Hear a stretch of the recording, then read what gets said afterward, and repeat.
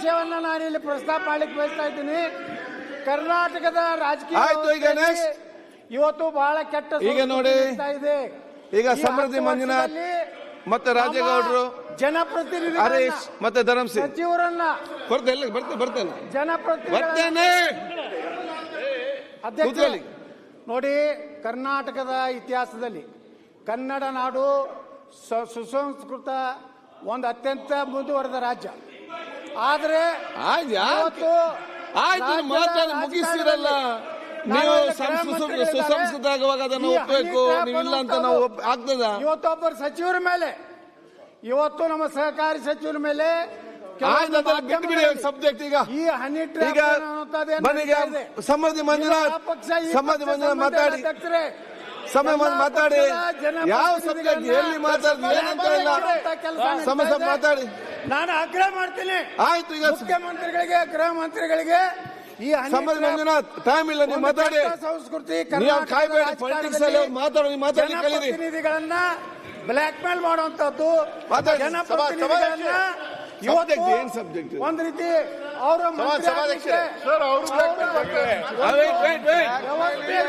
ಈಗ ಬಜೆಟ್ ಅಲ್ಲಿ ಆಗ್ತದೆ.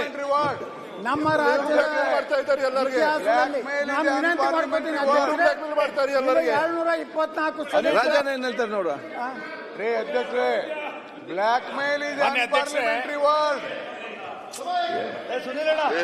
ಆಯ್ತು, ನೀವು ಮಾತು ಏನ್ ಮಾಡ್ಬೇಕಿಲ್ಲಿ ನಿಮಗಲ್ಲ ಅಧ್ಯಕ್ಷರೇ. ಮತ್ತೆ ನಾಳೆ ತಗೊಳ್ಳೋ ಚರ್ಚೆ. ಒಂದೇ ನಿಮಿಷ ಅಲ್ಲಲ್ಲ, ಒಂದೇ ನಿಮಿಷ ಬಹಳ ಗುರುತ. ಆಸೇಫ್ ಒಂದ್ ನಿಮಿಷ ರಾಯರೆಡ್ಡಿ ಅವರೇ, ಒಂದೇ ನಿಮಿಷ ಅಧ್ಯಕ್ಷ ಒಂದೇ ನಿಮಿಷ. ರಾಯರೆಡ್ಡಿ ಅವರೇ, ಆಯ್ತು ರಾಯರೆಡ್ಡಿ ಅವರೇ, ಆಯ್ತು. ನಾ ಸುಳೆ ಮಗನೇ ಅಂತೀನಿ, ಒಪ್ತೀರಾ ಅಂದೆ? ಆಯ್ತು, I am sorry to say this. ಆಯ್ತು, ಕೂತ್ಕೊಳ್ಳಿ. ಈಗ ಏನ್ರಿ ಇದೆಲ್ಲ? ಆಯ್ತು, ಕೂತ್ಕೊಳ್ಳಿ ಮಾರ್ರೆ.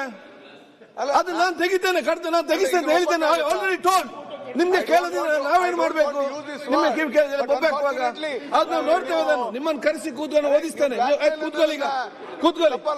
ಆಯ್ತು, ಈಗ ಲೇಟ್ ಆಯ್ತು. ಶಬ್ದ ಯಾರಿಗೆ ಉಪಯೋಗ ಮಾಡಿದ್ರು? ನಿಮ್ಮಷ್ಟು ಒಳ್ಳೆಯವರು ಯಾರಿಲ್ಲ, ನಿಮ್ಮಷ್ಟು ಬುದ್ಧಿವಂತರು ಯಾರಿಲ್ಲ. ಎಲ್ಲ ಈಗ ಕೂತ್ಕೊಳ್ಳಿ ಪ್ಲೀಸ್. ಆಯ್ತು, ಪ್ಲೀಸ್ ಕೂತ್ಕೊಳ್ಳಿ. ಬಳಸಬಾರದು ಅಂತ ಹೇಳಿ. ಓಕೆ, ಥ್ಯಾಂಕ್ ಯು. ಸನ್ಮಾನ್ಯ ಸಭಾಧ್ಯಕ್ಷರೇ, ಈಗ ಎಂದು ನಾಳೆ ಮಾತಾಡೋದು. ಸನ್ಮಾನ್ಯ ಬಸವರಾಜ ಪಾಟೀಲ್ ಯತ್ನಾಳ್ ಅವರು ನನ್ನ ಹೆಸರನ್ನ ಪ್ರಸ್ತಾಪ ಮಾಡಿರೋದ್ರಿಂದ ನಾನು ಅದಕ್ಕೆ ಕ್ಲಾರಿಫಿಕೇಶನ್ ಕೊಡ್ತಕ್ಕಂಥದ್ದು ಅದು ವಾಸ್ತವಾಂಶವನ್ನು ತಿಳಿಸತಕ್ಕಂಥ ಬೇಡ. ನನ್ನ ಹೆಸರು ಅವರೇ ಹೇಳಿ, ಚರ್ಚೆ ಮಾಡಬೇಡಿ. ಹೇಳಿ 224 ಜನ ಸಂಬಂಧಪಟ್ಟಿದ್ದು ಯಾರು ಅಂತ ಗೊತ್ತಾಗ್ತಾ ಇಲ್ಲ. ಏನ್ ಹೇಳಿ? ವಿಷಯ ಸಲುವಾಗಿ ತಮ್ಮ ಆಯ್ತು ಮಾತಾಡ್ಲಿ. ಅವರ ಕುಟುಂಬದ ಭವಿಷ್ಯ ಸಲುವಾಗಿ ಅವ್ರ ಮುಂದಿನ ಮುಖ್ಯಮಂತ್ರಿ ಆಗ್ಬೇಕು. ನೋಡಿ ಯತ್ನಾಳ್ ಅವರೇ, ಅನಗತ್ಯವಾಗಿ ಮಾತಾಡಬೇಡಿ. ಅವ್ರೇನು ಉತ್ತರ ಕೊಡ್ತಾರೆ ನೋಡುವ. ನೀವು ಮಾತಾಡಿ ಕೂತ್ಕೊಳ್ಳಿ. ಆಯ್ತು, ರಾಜಣ್ಣ ಅವ್ರ ಮೇಲೆ ಆಯ್ತು, ಮತ್ತೊಬ್ಬರ ಮೇಲೆ ಆಯ್ತು. ಅರೆ ಅವ್ರೀಗ ರಾಜ ಮಾತಾಡಿ. ಆಯ್ತು, ಯತ್ನಾಳ್ ಅವರೇ, ಸನ್ಮಾನ್ಯ ಸಭಾಧ್ಯಕ್ಷರೇ, ಯತ್ನಾಳ್ ಅವರು ಸಹಕಾರ ಸಚಿವರು, ರಾಜಣ್ಣ ಅವರು ಅಂತೇಳಿ ಪ್ರಸ್ತಾಪ ಮಾಡಿದ್ರಿಂದ ನಾನು ಒಂದು ತಪ್ಪು ಮಾಹಿತಿ ಹೊರಗಡೆ ಹೋಗಬಾರ್ದು ಅಂತಕ್ಕಂಥ ದೃಷ್ಟಿಯಿಂದ 2 ಮಾತುಗಳನ್ನು ಹೇಳಲಿಕ್ಕೆ ಬಯಸ್ತೇನೆ. ಸನ್ಮಾನ್ಯ ಸಭಾಧ್ಯಕ್ಷರೇ, ಈ ಕರ್ನಾಟಕ ರಾಜ್ಯ ಅಂತ ಹೇಳಿದ್ರೆ ಇದು ಒಂದು ಸಿಡಿ ಪೆನ್ ಡ್ರೈವ್ಗಳಿಗೆ ಒಂದು ಕಾರ್ಖಾನೆ ತರ ಅಂತಕ್ಕಂಥದ್ದು ಕೂಡ ಬಹಳ ಜನ ಹೇಳ್ತಾರೆ. ನಾನು ಹೇಳ್ತಾ ಇಲ್ಲ. ಇದರಲ್ಲಿ 2 ಫ್ಯಾಕ್ಟ್ರಿ, ನಿಮ್ದೊಂದಿದೆ, ಇದೊಂದಿದೆಯಾ? ನಿಮ್ದು ಯಾವ್ದು ಅಂತ ಹೇಳಿದ್ರೆ ಇಲ್ಲಿ ಯಾವ್ದು ಅಂತ ಹೇಳ್ಬೋದು. ಅದೇನೇ ಇಲ್ಲಿ ಅಧ್ಯಕ್ಷರೇ, ಬಹಳ ಗುರುತರವಾದಂತಹ ಒಂದು ಆರೋಪ ಅಂತೇಳಿ ನಾನು ಕೂಡ ಅನ್ಕೊಳ್ತೇನೆ. ತುಮಕೂರಿನ 2 ಪ್ರಭಾವಿ ಸಚಿವರು ಹನಿ ಟ್ರ್ಯಾಪ್ ಅಲ್ಲಿ ಸಿಕ್ಕಾಕೊಂಡಿದ್ದಾರೆ, ಅದಾಗಾಯ್ತು ಹೀಗಾಯ್ತು ಅಂತ ಏನೇನೋ ಕಥೆಗಳು ಬರ್ತಾ ಇದ್ದಾವೆ.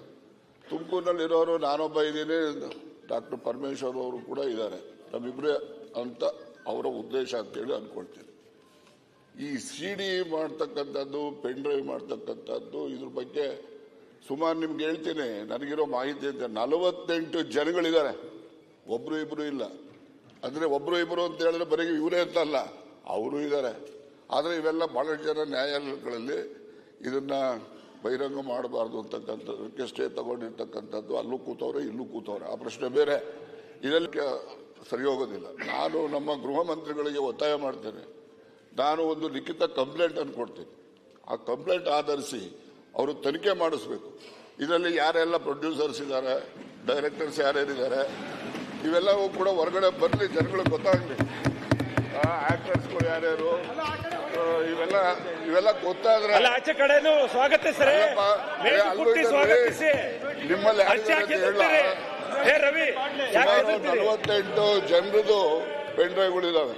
ಇಲ್ಲಿಯವರು ಇದ್ದಾರೆ, ಅಲ್ಲಿಯವರು ಇದ್ದಾರೆ. ರಾಜ್ಯ ಮಟ್ಟದಲ್ಲ, ರಾಷ್ಟ್ರ ಮಟ್ಟದಲ್ಲಿ ಇರ್ತಕ್ಕಂಥ ಎಲ್ಲ ಪಕ್ಷದ ಮುಖಂಡರು ಕೂಡ ಇದಾವೆ. ಅದರಿಂದ ಇದೊಂದು ಪಿಡುಗು. ಇದು ಸುಮ್ಮನೆ ಯಾರೋ ಒಬ್ರು ಮಾಡಿದ್ರೆ ಎಲ್ರಿಗೂ ಕೂಡ ಅನ್ವಯ ಆಗೋ ರೀತಿಯಲ್ಲಿ ಅದನ್ನು ಆರೋಪ ಮಾಡ್ತಕ್ಕಂಥದ್ದು ನಿಲ್ಲಬೇಕು. ಜನರುಗಳಿಗೆ ಏನು ಸಾರ್ವಜನಿಕ ಜೀವನದಲ್ಲಿ ಇರ್ತಕ್ಕಂಥವ್ರಿಗೆ ಹೊರಗಡೆ ಗೌರವ ಬರಬೇಕು.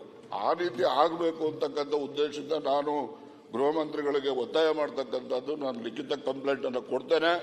ಅದ್ರ ಮೇಲೆ ಅವರು ಸೂಕ್ತವಾಗಿ ತನಿಖೆ ಮಾಡಿಸಿ ಯಾರೆಲ್ಲ ಇದ್ದಾರೆ, ಅವ್ರು ಯಾರೇ ಇರಲಿ, ಅದು ಎಲ್ಲವನ್ನೂ ಕೂಡ ಸಾರ್ವಜನಿಕರಿಗೆ ಬಹಿರಂಗ ಆಗಬೇಕು. ಸುಮ್ಮನೆ ಪಾಪ ಈ ರೇವಣ್ಣವರು ಅವ್ರದ್ದು, ಅವರ ಇನ್ನೊಂದು ಕುಟುಂಬದ್ದು ಇವೆಲ್ಲ ಬರ್ತವೆ. ಈಗ ನನ್ನ ಮೇಲೂ ಕೂಡ ಅಟೆಂಪ್ಟ್ ಮಾಡಿದ್ದಾರೆ ಅಂತಕ್ಕಂಥದ್ದಕ್ಕೆ ಪುರಾವೆಗಳನ್ನು ಇಟ್ಕೊಂಡಿದ್ದೀನಿ ನಾನು. ಅದ್ರ ಬಗ್ಗೆ ದೂರನ್ನು ಕೊಡ್ತೇನೆ. ಅದಕ್ಕೆ ಗೃಹ ಮಂತ್ರಿಗಳು ಒಂದು ವಿಶೇಷವಾದ ತನಿಖೆಯನ್ನ ಮಾಡಿಸಿ ಯಾರೆಲ್ಲ ಇದ್ದಾರೆ ಅವನ್ನೆಲ್ಲ ಕೂಡ ಬಹಿರಂಗ ಮಾಡಬೇಕು ಅಂತಕ್ಕಂಥದ್ದು ನನ್ನ ಒತ್ತಾಯ.